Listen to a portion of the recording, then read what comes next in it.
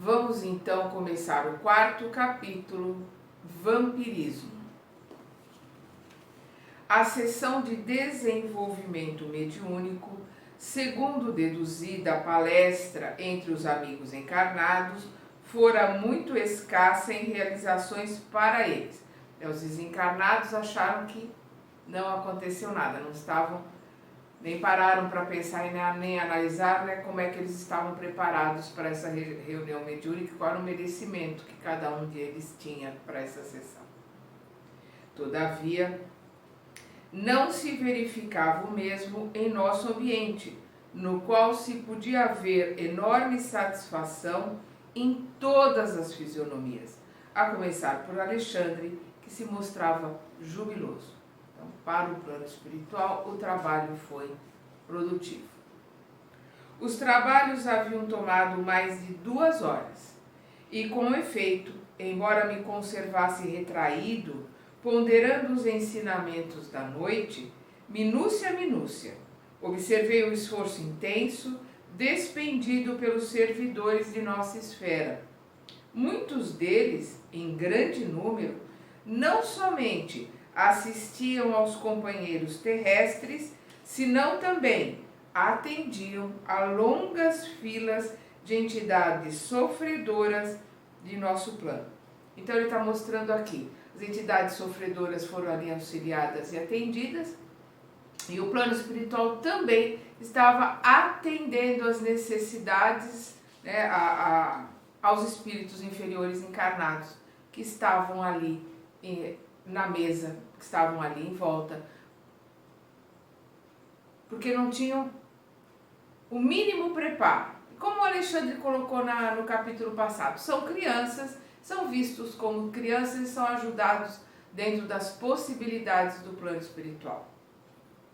Alexandre, o instrutor devotado, movimentara-se de 1000 modos, e tocando a tecla que mais me impressionara no círculo de observações do nobre concerto de serviços, acentuou satisfeito, se reaproximando de mim. Graças ao Senhor, tivemos uma noite feliz. Muito trabalho contra o vampirismo. Era o vampirismo a tese que me preocupava.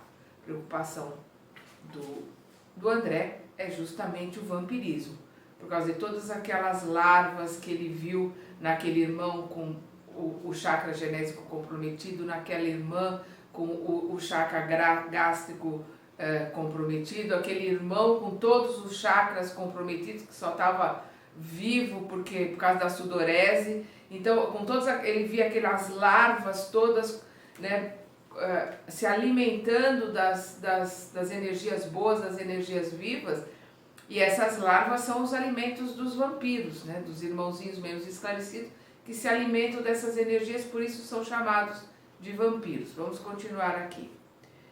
Era o vampirismo a tese que me preocupava. Vira os mais estranhos bacilos de natureza psíquica, completamente desconhecidos da microbiologia mais avançada.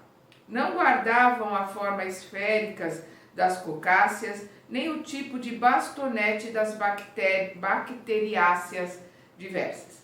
Entretanto, formavam também colônias densas e terríveis. Reconhecera-lhes o ataque aos elementos vitais do corpo físico, atuando com maior potencial destrutivo sobre as células mais delicadas. Que significava aquele mundo novo? Que agentes seriam aqueles caracterizados por indefinível e pernicioso poder? Estariam todos os homens sujeitos à sua influenciação? Não me contive, expus ao orientador francamente minhas dúvidas e temores. Alexandre sorriu e continuou. Muito bem, muito bem. Você veio observar trabalhos de mediunidade e está procurando o seu lugar de médico. É natural. Se estivesse especializado em outra profissão, teria identificado outros aspectos do assunto em análise. Cada um no seu quadrado, né? Ele, como médico, estava analisando as características que a visão que o Alexandre lhe proporcionou, as características que ele nunca tinha visto, que estava assustando ele ali com aquelas larvas consumindo esses irmãos. E a encorajar-me fraternalmente, acrescentou: você demonstra boa preparação diante da medicina espiritual que lhe aguarda os estudos. Depois de longa pausa, prosseguiu explicando: sem nos referirmos aos morcegos sugadores, o vampiro entre os homens é o fantasma dos mortos que se retira do sepulcro alto à noite para alimentar-se do sangue dos vivos. Não sei quem é o autor de semelhante definição, mas, no fundo, não está errada. Apenas cumpre considerar que entre nós, desencarnados, vampiro é toda entidade ociosa que se vale indebitamente das possibilidades alheias. E, se tratando de vampiros que visitam os encarnados, é necessário reconhecer que eles atendem aos sinistros propósitos a qualquer hora, desde que encontrem guarida no estojo de carne dos homens. Então, o vampirismo, esses irmãozinhos que vêm se alimentar junto com os encarnados, são irmãos menos esclarecidos que não conseguem ficar longe da carne, não conseguem ficar longe do cigarro, não conseguem ficar longe do álcool. Aí ficam vampirizando essas energias daqueles irmãos que, em sintonia com eles, têm o mesmo gosto.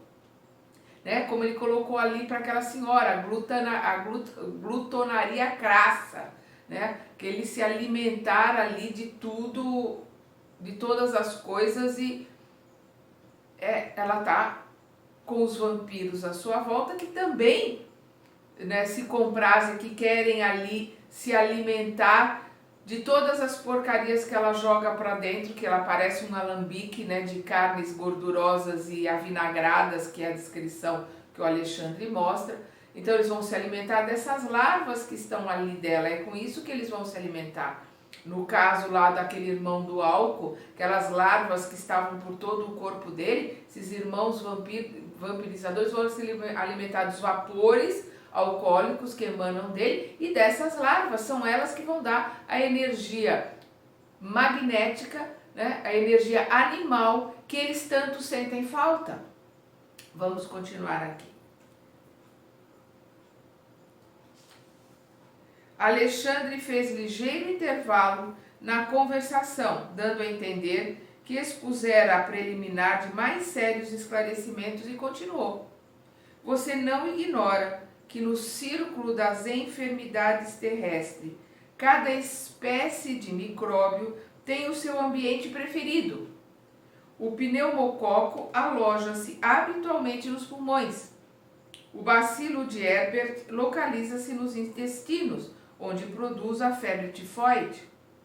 O bacilo de Kebslofer situa-se nas mucosas, onde provoca a difteria. Em condições especiais do organismo, proliferam os bacilos de Hansen ou de Koch. Acredita você que semelhantes formações microscópicas se circunscrevem à carne transitória? Não sabe que o macrocosmo está repleto de surpresas em suas formas variadas? O macrocosmo está repleto de surpresas em suas formas variadas.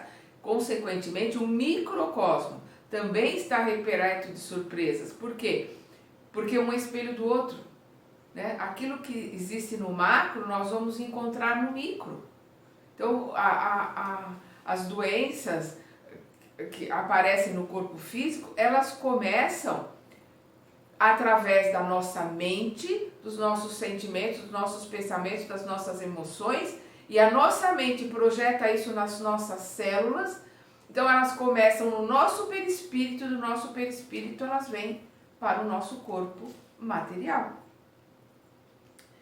No campo infinitesimal, as revelações obedecem à mesma ordem surpreendente. Então, a mesma surpresa que nós estamos tendo, descobrindo planetas novos, descobrindo sistemas, né, galáxias, sistemas novos, nós também estamos descobrindo bactérias, bacilos e uma série de outras coisas que não conhecíamos antes. E é o que ele coloca aqui, esses bacilos, essas larvas, elas são psíquicas. Os cientistas humanos aqui na Terra ainda não as conhecem, não sabem lidar com elas. Eles só conhecem depois que elas passam a existir no corpo físico e no corpo físico se manifestarem. Aí a doença já está manifesta. Mas nós vemos elas aqui como manifestações no corpo físico desses irmãos, mas são bactérias psíquicas. São formadas pela mente, pelo sentimento, pelo pensamento e as ações que esses irmãos realizam, maltratando tanto o corpo.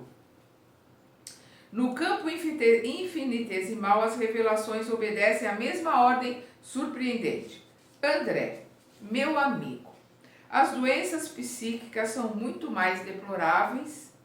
Olha o que ele está colocando aqui, nós conhecemos as doenças, nós estamos agora aqui no mês de janeiro com o coronavírus lá na China, que é um vírus novo, estão buscando entender, descobrir o que é, como funciona. Então nós estamos ainda com muitas coisas que nós não conhecemos na Terra, mas o que ele coloca aqui, nós não conhecemos nada dessas larvas, dessas doenças que são formadas, que são psíquicas, né? E é o que ele está dizendo aqui. No campo infinitesimal, as revelações obedecem à mesma ordem surpreendente. André, meu amigo, as doenças psíquicas são muito mais deploráveis. A patogênese da alma está dividida em quadros dolorosos. A cólera, a intemperança, os desvarios do sexo, as viciações de vários matizes formam criações inferiores que afetam profundamente a vida íntima. Então, se nossos pensamentos criam, porque somos deuses co-criadores, e essas nossas criações convivem conosco, as nossas criações, elas vão também influenciar o nosso pensamento, e essas nossas criações vão influenciar a nossa psique, o nosso pensamento. As nossas atitudes vão influenciar o nosso perispírito, consequentemente o nosso corpo. E essas bactérias, esses bacilos que ele coloca aqui, essas larvas, que são criadas pelos desejos da nossa mente damos vida a elas e elas se proliferam, consomem e continuam mais vivas ainda quando nós consolidamos esses desejos através do sexo desvairado, da alimentação desvairada, do álcool desvairada, da droga desvairada, porque o açúcar é droga, o cigarro é droga, o álcool é droga. Existem as drogas lícitas e as drogas ilícitas, mas é tudo droga. Vamos lembrar Paulo de Tarso quando ele diz: nem tudo que é lícito me convém. Perdão, vamos continuar aqui. A cólera, a intemperança, os desvarios do sexo. Olha que ele coloca aqui, a cólera, a intemperança, né? A raiva, a mágoa, os descontroles, estão juntos com os desvarios do sexo, as viciações de vários matizes, formam criações inferiores que afetam profundamente a vida íntima. Perdão. Quase sempre, o corpo doente assinala a mente enfermiça. Então, a mente enfermiça causa a doença que se transfere depois para o corpo. O que comanda a nossa vida é a nossa mente. Vamos ler lá o primeiro capítulo de Pensamento e Vida de Emmanuel. Perdão.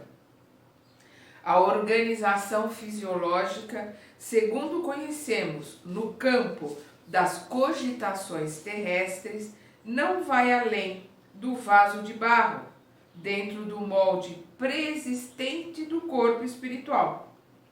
Então, o corpo perispiritual é o molde, é ele que molda o corpo que nós vamos usar aqui na Terra emprestado, que é a matéria. É o que ele coloca aqui. A organização fisiológica, segundo conhecemos no campo das cogitações terrestres, não vai além do vaso de barro. Essa matéria, esse corpo aqui que nós usamos por empréstimo, dentro do molde pré-existente do corpo espiritual. Nosso perispírito molda esse corpo que nós utilizamos aqui. Atingido o molde em sua estrutura pelos golpes das vibrações inferiores, o vaso refletirá imediatamente. Então, como nós somos o que pensamos, o nosso pensamento é energia, é o que ele está colocando aqui. Quando essa energia, que é vibração, atinge, ela se forma e ela está aqui no nosso perispírito. A hora que essa vibração atinge o vaso de barro, atinge essa matéria, ela vai sentir e vai refletir. Ela vai refletir a invigilância, a irresponsabilidade da mente, que pensou, sentiu, que buscou satisfazer desejos menos dignos em todos os sentidos. E aí, esse vaso vai pura e simplesmente espelhar aquilo que foi primeiro montado na mente. É como o arquiteto, que primeiro ele pensa, aí ele põe no papel. Quando a gente vê a casa pronta, nossa, que maravilha, mas ela surgiu no pensamento. Nosso corpo, a nossa vida e a vida que nós vivemos é a mesma coisa. Ela começa, ela surge, ela existe, primeiro na mente, e depois nós vamos moldando, vamos plasmando a nossa volta e montamos a vida que nós levamos, o corpo que nós coabitamos, né? A saúde que nós projetamos na nossa mente para o nosso perispírito, do nosso perispírito para o nosso corpo físico. Compreendi aonde o instrutor desejava chegar. Entretanto, as suas considerações relativas às novas expressões microbianas davam ensejo a certas indagações. Como encarar o problema das formações iniciais? Enquadrava-se a afecção psíquica no mesmo quadro sintomatológico que conhecer então para as enfermidades orgânicas em geral? Haveria contágio de moléstias da alma, né? Elas contagiam, pega, né? Transmite.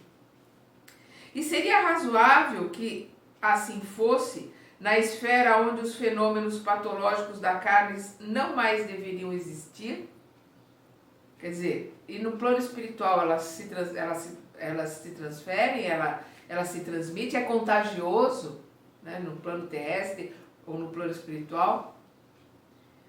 Afirmava Virchow, ele está falando aqui de Rudolf Virchow, que é considerado, não sei se é assim que pronuncia o nome dele, Virchow, que é considerado o pai da patologia. Então, é uma colocação interessante dele, quando ele diz que ele viveu no século XIX. Ele desencarnou em 1902, né?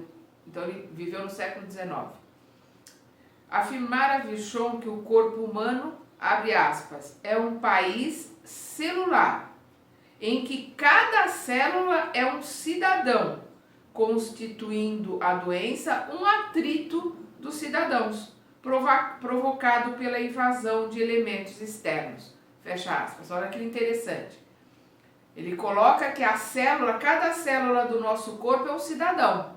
E porque ela tem vida própria. Ela trabalha com a informação que ela recebe, ela pensa. Ela faz o seu trabalho pelo comando que a nossa mente dá para ela. Então é um cidadão, como ele coloca aqui, né, nesse universo.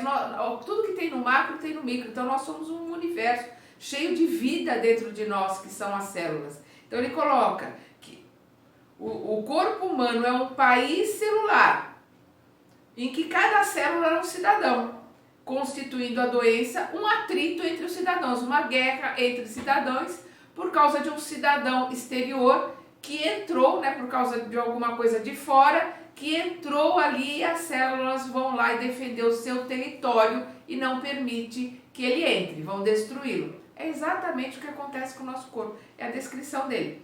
Então o corpo humano é um país celular em que cada célula é um cidadão, constituindo a doença um atrito dos cidadãos, provocado pela invasão de elementos externos. Fecha aspas. De fato, a criatura humana, desde o berço, deve lutar contra diversas flagelações climáticas entre venenos e bactérias de variadas origens. Como explicar agora o quadro novo que me defrontava os escassos conhecimentos? Não sopitei a curiosidade, recorrendo à admirável experiência de Alexandre, e perguntei: ouça, meu amigo, como se verificam os processos mórbidos de ascendência psíquica? Não resulta a afecção do assédio de forças exteriores? Em nosso domínio, como explicar a questão? Como explicar a questão no plano espiritual? É a viciação da personalidade espiritual que produz as criações vampirísticas, ou estas que avassalam a alma, impondo-lhe certas enfermidades? Olha as perguntas que o André está fazendo. São as perguntas lógicas e que a gente analisando todos nós faríamos. Nesta última hipótese, poderíamos considerar a possibilidade do contágio no plano espiritual, né, dessas larvas. O orientador ouviu-me atencioso e esclareceu. Primeiramente, a semeadura. Depois, a colheita.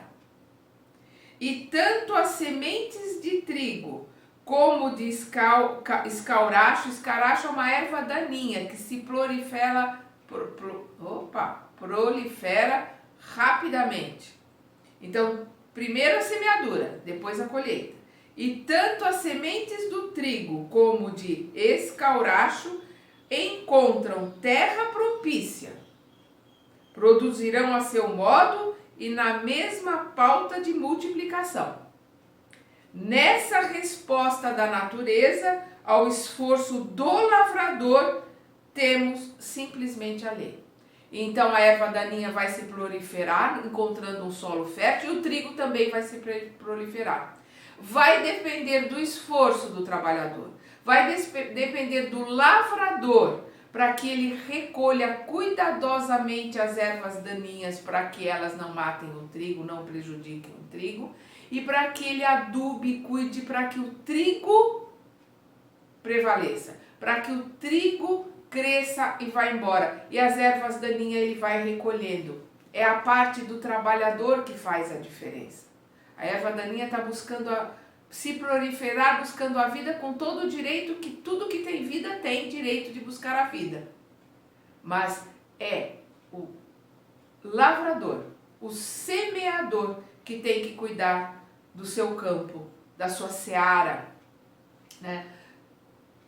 Olhar para o trigo e olhar para a erva daninha na hora certa, sem prejudicar o trigo, e recolhendo a erva daninha. Ela vai voltar sempre.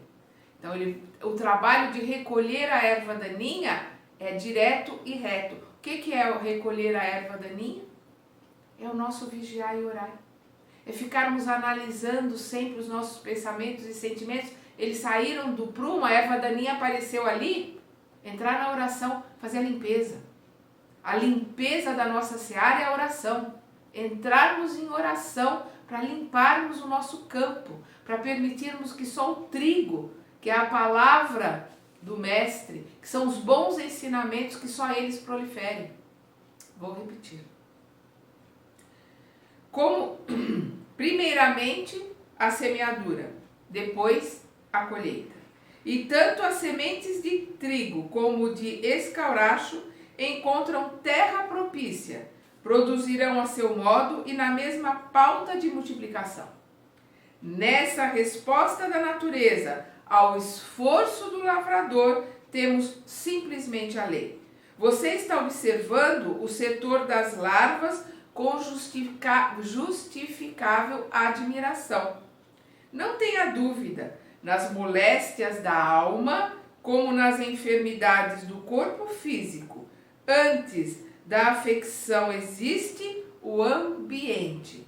Antes de surgirem as larvas, antes de surgirem a doença, existe o ambiente, que a erva daninha encontra um ambiente. Se o lavrador é negligente, se é invigilante, a erva daninha vai se proliferar. Se ele é vigilante, orai e vigiai. Se ele está cuidando da sua seara, da sua semeadura, ele vai começar a proliferar, ele vai lá e retira. Começa a proliferar de novo, ele vai lá e retira.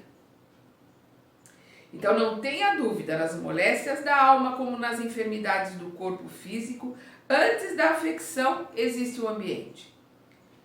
As ações produzem efeitos, os sentimentos geram criações, os pensamentos dão origem a formas e consequências de infinitas expressões. Os pensamentos dão origem a formas e consequências de infinitas expressões. Nosso pensamento cria, dá vida a formas de infinitas expressões. E em virtude de cada espírito representar um universo por si, de novo, que existe no macro, existe no micro, nós somos um universo, cada um de nós é um universo. Então, em virtude de cada espírito representar um universo por si, cada um de nós é responsável pela emissão das forças que lançamos em circulação nas correntes da vida. Cada um de nós é responsável pelas forças que nós emitimos, pelas forças que nós lançamos em circulação nas correntes da vida. Nas correntes mentais, vamos lembrar, nós vamos ver estudar isso mais para frente com André Luiz, as energias mento-eletromagnéticas, que são as energias mentais eletromagnéticas que nós mandamos, né, emitimos no planeta, e os nossos iguais, os que têm a sintonia conosco na mesma frequência, recebem, aprimoram e mandam de volta para nós. Aí nós criamos um círculo virtuoso se essas energias forem boas, ou vicioso se essas energias forem más. E nós mandamos para a nossa corrente sanguínea as energias que nós criamos, né? A luz ou a erva daninha, né? O trigo ou a erva daninha que nós criamos na nossa mente, que nós semeamos dentro de nós. Nós somos os semeadores e nós somos os lavradores. Somos nós que temos que cuidar desse terreno de terra fértil, que é o nosso perispírito e, consequentemente, o vaso que o abriga, que é a nossa matéria. Em virtude de cada espírito representar um universo por si, cada um de nós é responsável pela emissão das forças que lançamos em circulação nas correntes da vida. A cólera, a desesperação, o ódio e o vício oferecem campo a perigosos germes psíquicos nas esferas da alma. Então aqui, a cólera, a desesperação, o ódio e o vício, está tudo colocado na mesma linha. O ódio, o vício, a desesperação, a revolta, né? Oferecem campo a perigosos germes psíquicos na esfera da alma. Nós vamos criar germes e vamos alimentar esses germes para que eles consomam as nossas energias psíquicas, para que eles consomam as nossas energias no nosso perispírito e, consequentemente, se materializem, consomam as nossas energias no nosso corpo físico. Vamos gerar alimento para esses irmãozinhos menos esclarecidos que vêm vampirizar essas larvas que nós geramos. Ele continua aqui. E qual acontece no terreno das enfermidades do corpo, o contágio aqui é fato consumado, desde que a imprevidência ou a necessidade de luta estabeleçam um ambiente propício entre companheiros do mesmo nível. O contágio, ele acontece tanto com o encarnado como com o desencarnado. Como que é o contágio? O contágio é aquele irmão, para nós encarnados, que vem, vamos lá, vamos experimentar tal coisa. É só uma provadinha, não vai fazer mal nenhum. Vamos para tal ambiente, imagina, a gente só vai dar uma olhada, não vai fazer mal nenhum. Bebe um pouquinho, isso não vai fazer mal nenhum. Experimenta isso aqui, não vai fazer mal nenhum, é só um pouquinho. Isso é influenciação. Tanto de encarnado como de desencarnado, o tempo todo acontece conosco. A influenciação de encarnado e de desencarnado. Nós é que temos que nos mantermos vigilantes. Por isso, orai e vigiai. Continua o orar e vigiai no plano espiritual. Por quê? Porque no plano espiritual, a não ser aqueles que podem, que têm já um merecimento de estarem no estágio onde todos os que tiverem à sua volta são espíritos melhores, mais elevados, a comunicação pelo pensamento vai ter essa influenciação, mas são espíritos melhores, são influenciações mais dignas, né? Mais benéficas. Mas quando estivermos em planos com irmãozinhos ainda menos esclarecidos, a influenciação é muito grande e muito forte também no plano espiritual. Não muda. Nós somos influenciáveis, tanto faz. Se eu estou dentro do vaso de barro, como ele coloca aqui, que é o corpo físico, ou eu estou fora do vaso de barro. Quem é influenciável sou eu. E eu sou espírito. E eu sou eterna. Graças a Deus, mutável, perfectível, adestrável. Então eu posso, com o aprendizado, ir melhorando e crescendo, e tenho a eternidade para realizar o meu trabalho de limpeza na minha seara.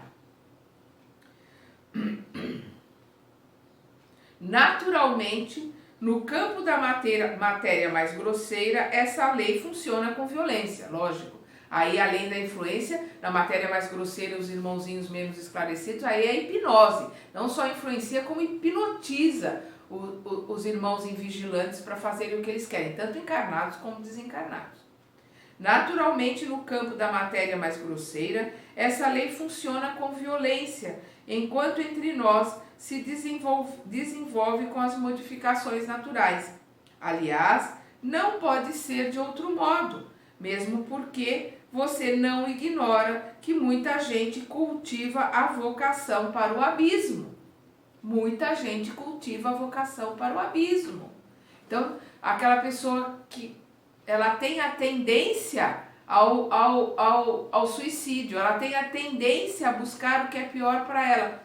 Por quê? Porque ela está se sabotando. Ela acha que ela não é digna de ter um bom companheiro ou companheira, ela acha que ela não é digna de ter um bom emprego, ela acha que ela não é digna de ter bons amigos, e aí ela vai montando mentalmente a vida que ela tem, e ela vai caminhando para os abismos, e com esses abismos, com essas quedas, e se ela conseguir se levantar cada vez mais rápido, ela vai aprendendo e vai melhorando e vai saindo desse círculo vicioso, né, de se sabotar.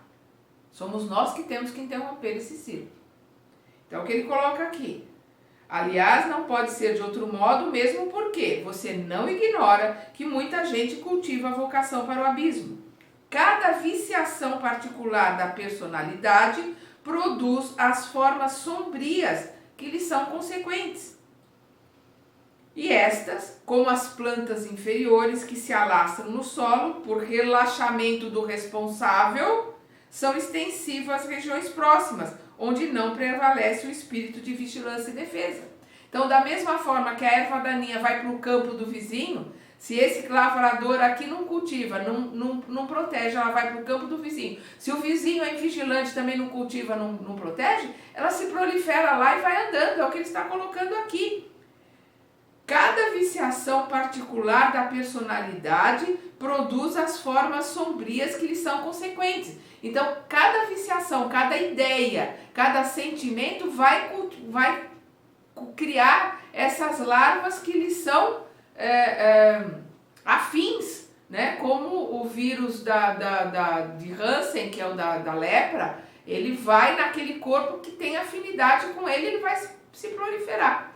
Aqui também, essa mente que por viciação produz esse tipo de larva, ela vai chamar ao seu redor aqueles que querem também se consumir, encarnados e desencarnados, esse tipo de energia. Então, cada viciação particular da personalidade produz as formas sombrias que lhe são consequentes, e estas, como as plantas inferiores, né, a erva daninha, que se alastram no solo por relaxamento do responsável, são extensivas às regiões próximas, onde não prevalece o espírito de vigilância e defesa, evidenciando extrema prudência no exame dos fatos e prevenindo-me contra qualquer concepção menos digna no círculo de apreciações da obra divina, acrescentou: sei que sua perplexidade é enorme, no entanto, você não pode esquecer a nossa condição de velhos reincidentes no abuso da lei. Nós não podemos esquecer, que é o que ele está colocando aqui, e ele vai exemplificar: nós somos reincidentes nos abusos da lei, nós somos reincidentes no erro, nós somos herdeiros de nós mesmos, nós herdamos esses pensamentos, sentimentos, consequentemente, essa fábrica de formação de larvas de outras vidas, e por invigilância mantemos nessa até a hora que a gente decide cortar e se modificar. Vamos continuar estudando e aprendendo esse capítulo, que é de um esclarecimento, esse capítulo que é muito importante se compreender, que é o vampirismo. Na segunda parte deste capítulo.